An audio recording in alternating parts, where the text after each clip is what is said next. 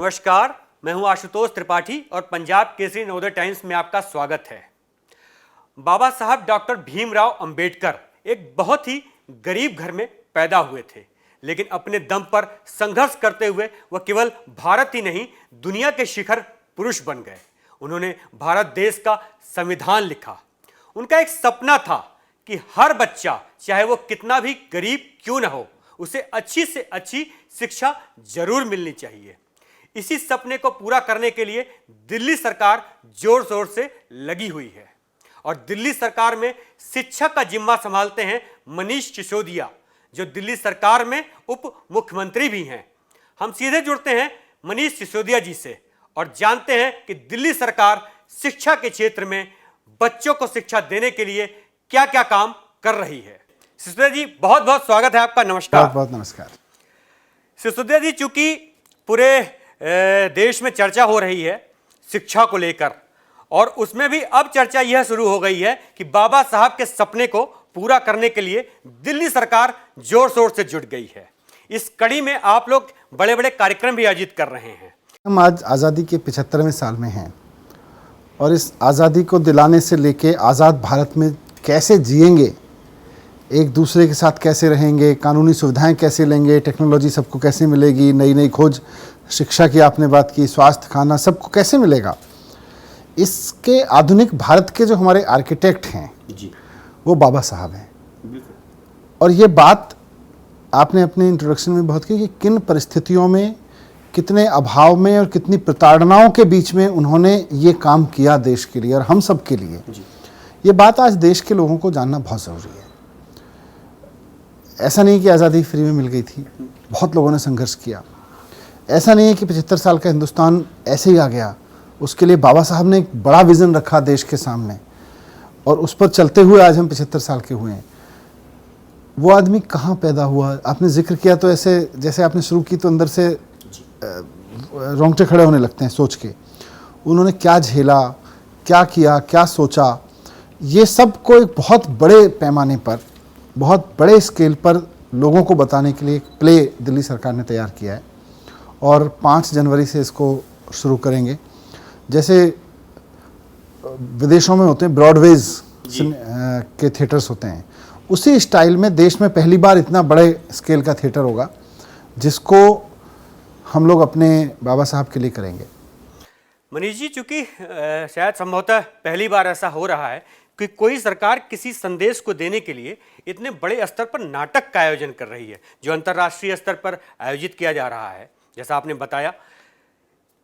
ऐसा मन में कैसे आया, इस नाटक को करने का विचार कैसे आया? एक्चुअली आप देखें दुनिया के बहुत सारे देशों को, खासतौर से जो डेवलप्ड कंट्रीज हैं जी, हर देश के अपने लीडर्स रहे हैं, फोर फादर्स रहे हैं, उनके फाउंडिंग लीडर्स रहे हैं। उन्होंने उनको पूरा ट्रिब्यूट देते हुए इस तरह के बहुत प्रोग्राम किए। आर्ट एंड कल्चर ने उनको बहुत रेस्पेक्ट दी और बहुत ख़ासतौर से सरकार के आर्ट एंड कल्चर डिपार्टमेंट्स ने भी खूब, मैंने तो थिएटर देखे, थिएटर की रिकॉर्डिंग भी देखी, तो ये लगा कि यार हमारे देश के जो फोर फादर्स हैं, हमारे देश के जो आर्किटेक्ट्स हैं जिन्होंने कुर्बानी दी, उन पे भी तो ये होना चाहिए। तो आज़ादी के अमृत महोत्सव पे जब दिल्ली भी देश की 75वीं सालगिरह मना रहा है, तो हमें लगा कि बाबा साहब के प्रति सम्मान देने का और साथ साथ में लोगों को ये याद दिलाने का और प्रेरणा दिलाने का कि विपरीत परिस्थितियों में रह के तमाम प्रताड़ना झेलने के बावजूद कुछ किया जा सकता है, इतना बड़ा किया जा सकता है, उसको बड़े अंदाज में दिखाएंगे। नाटक चूंकि कहीं स्टेडियम में आयोजित करने की तैयारी है, जैसा आपने बताया कि 5 जनवरी से शुरू भी हो रहा है। नाटक के विषय में अंतर्राष्ट्रीय स्तर के लोग जुड़ रहे हैं, थोड़ा नाटक के विषय में भी मैं चाहूँगा कि विस्तार से ज़रूर बताइए। जो इस देश में, हमारे देश में अभी तक बहुत बड़े थिएटर करने वाले लोग थे, उनको हमने चैलेंज किया है कि भाई उससे भी बड़ा करके दिखाओ। और बाबा साहब जितने बड़े थे उतना बड़ा तो थिएटर नहीं हो सकता है ना, और जितना बड़ा उन्होंने काम किया, पर बड़ा करके थिएटर देखने वाले हर व्यक्ति को इंस्पायर ज़रूर किया जा सकता है। हमारा मन भी है कि इंस्पायर करें, उसमें बड़े बड़े आर्टिस्ट हों, उसमें बड़े बड़े उसके डायरेक्टर, उसका पूरा आर्किटेक्ट उस तरह से हो, और देश कैसे बना। और आज हम इस देश में अगर आज़ाद हवा में सांस ले रहे हैं, अगर हम आधुनिक भारत में जी रहे हैं, तो उसमें बाबा साहब ने कैसे योगदान दिया, इसको 3 घंटे बैठ के आदमी समझे और फिर सोचे कि मैं इसमें क्या योगदान कर रहा हूँ। मनीष जी, चूंकि बाबा साहब का जीवन तो निश्चित रूप से एक संघर्ष, फिर उसके बाद बहुत बड़ी सफलता और एक अनूठी कहानी है, लोगों को सुनाते हैं लोग और उससे प्रेरणा लेते हैं। तो जो बाबा साहब के जीवन से जुड़ी चीज़ें हैं उनको हम कैसे जोड़ रहे हैं और कैसे शिक्षा में ला रहे हैं? शिक्षा में जहाँ तक है, देखिए बाबा साहब ने, आपने भी शुरू किया कि देश के हर बच्चे को एजुकेशन मिले। वो सपना बाबा साहब की बात तो सबने की, लेकिन पूरा किसी ने नहीं किया। आज दिल्ली सरकार उसको पूरा कर रही है। और उसी का अनफोल्ड करोगे तो हर व्यक्ति को अच्छा स्वास्थ्य मिले, हर आदमी को जो भी मिनिमम सुविधाएं हैं, मिनिमम लिविंग तक के लिए तो डिग्निफाइड तरीके से मिलें, उसको भीख ना मांगनी पड़े। जैसे आज बिजली आज की बड़ी आवश्यकता है। अब आप सोचो कि जी बिजली फ्री देते है सरकार, लेकिन बिजली आज की बड़ी आवश्यकता है। आपको बच्चे को पढ़ाना भी है तो घर में एक बल्ब जलना ज़रूरी है। और अगर आप गरीब आदमी हैं, अगर आप वंचित तबके से हैं, हिस्टोरिकली आपको वंचित रखा गया है चीज़ों से, तो आपके लिए छोटी चीज़ नहीं है कि आप अपनी तनख्वाह में से, अपनी मेहनत की कमाई में से बिजली के मोटे मोटे बिल भरें।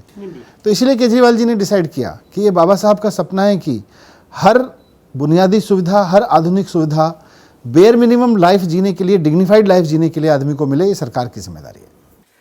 मनीष जी, चूँकि आपने शिक्षा व्यवस्था को काफ़ी अच्छा किया है दिल्ली सरकार की, और देश ही नहीं पूरी दुनिया में इसकी चर्चा होती है, तो कहीं ना कहीं हम ये आपसे समझना ज़रूर चाहेंगे कि आम आदमी पार्टी का नाम जो दिल्ली सरकार को लेकर होता है तो शिक्षा का नाम पहले आता है कि वहाँ की शिक्षा व्यवस्था बहुत बदल गई है। तो आम आदमी पार्टी चूँकि राजनीतिक पार्टी है और बाबा साहब अम्बेडकर कहीं ना कहीं राजनीतिक पार्टियों के चिन्ह जैसे नज़र आते हैं, तो आम आदमी पार्टी के लिए बाबा साहब अम्बेडकर के विचार वो किस तरह से मायने रखते हैं? देखिए, हमारे लिए बाबा साहब प्रतीक चिन्ह नहीं है। हमारे लिए केवल एक स्टैचू नहीं है जिस पे किसी समय रस्म अदायगी करके माला डाल दी जाए। उसका अपना महत्व है, प्रतीक चिन्ह का अपना महत्व है, लेकिन हमारे लिए बाबा साहब उससे बहुत बढ़ के हैं। हमारा सारा काम, सारी राजनीति उनसे प्रेरित है। बाबा साहब के जीवन से, उनके सोच से हमें सोचना आया है कि सोचा कैसे जाए, काम कैसे किया जाए। बाकी पार्टियों के साथ प्रॉब्लम ये हो गई कि उन्होंने बाबा साहब को या तो प्रतीक चिन्ह तक सीमित कर दिया या टेक्स्ट बुक तक कर दिया। 2 पन्ने किताब में, 6ठी से 12वीं की किसी किताब में या 1ली से 12वीं की किसी किताब में 2 पन्ने बाबा साहब के बारे में पढ़ा के आदमी बाबा साहब से उतना प्रेरित नहीं हो सकता। इसीलिए हम चाह रहे हैं कि एक बार वो बैठे, थिएटर में जाके बैठे और ब्रॉडवेज में जाके 3 घंटे उसको जिए।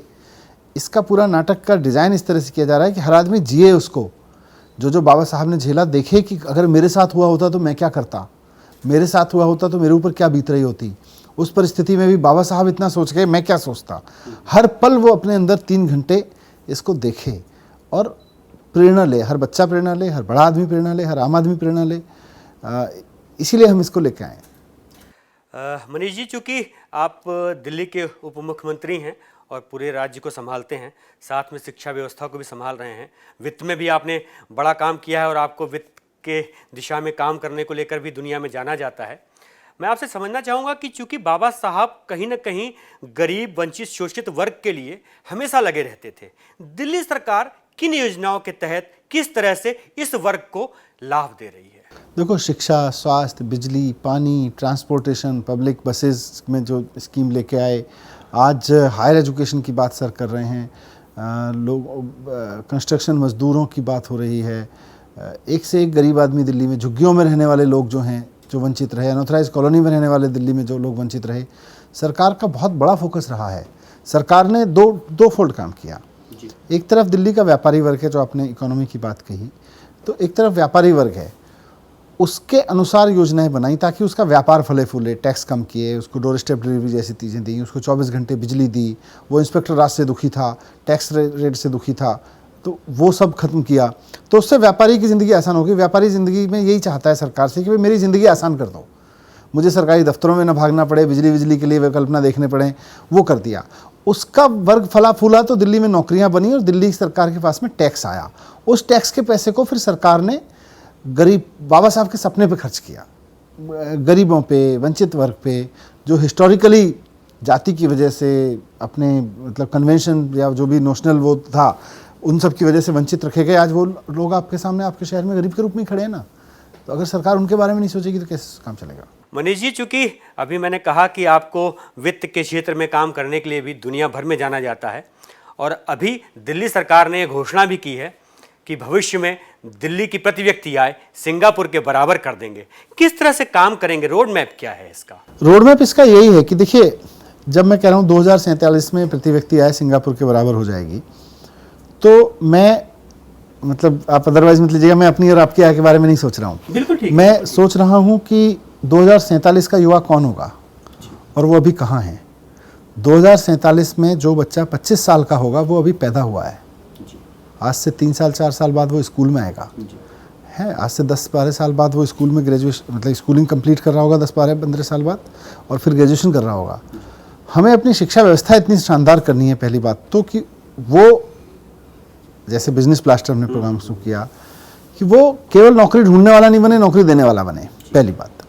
दूसरा, आज भी जो बच्चा है, भाई मैंने 25 साल की बात की, आज जो बच्चा स्कूल में है, सपोज 10 साल का एक बच्चा स्कूल में है, आज से 25 साल बाद वो 35 साल का युवा बनके देश की इकोनॉमी में सबसे बड़ा पीक का योगदान दे रहा होगा। आज भी इकोनॉमी में सबसे बड़ा योगदान 25 से 35-40 साल वाले लोगों का होता है, 50 साल वाले लोगों।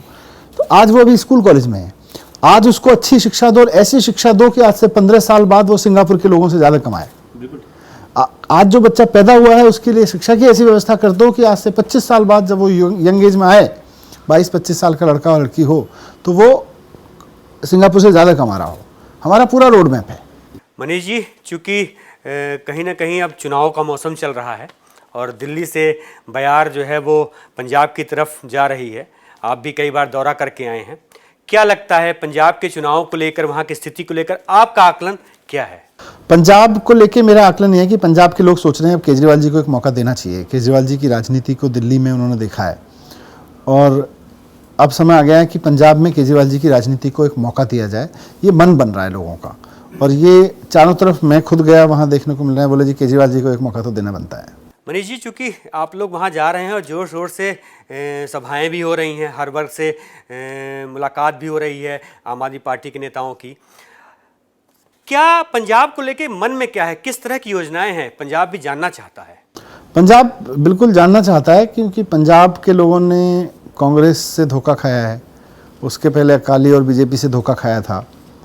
दिल्ली में पंजाब के लोगों ने देखा है कि भाई 5 साल में केजरीवाल जी को मौका मिला, तो पहले बार में तो 5 साल के अंदर अंदर इतना काम दिखा दिया करके, तो पंजाब भी यही जानना चाहता है भाई पंजाब में मौका दें तो ये करके दिखा दोगे कि नहीं दिखा दोगे। और हम पंजाब में यही कह रहे हैं कि आम आदमी पार्टी काम करने की राजनीति करती है, ईमानदारी की राजनीति करती है।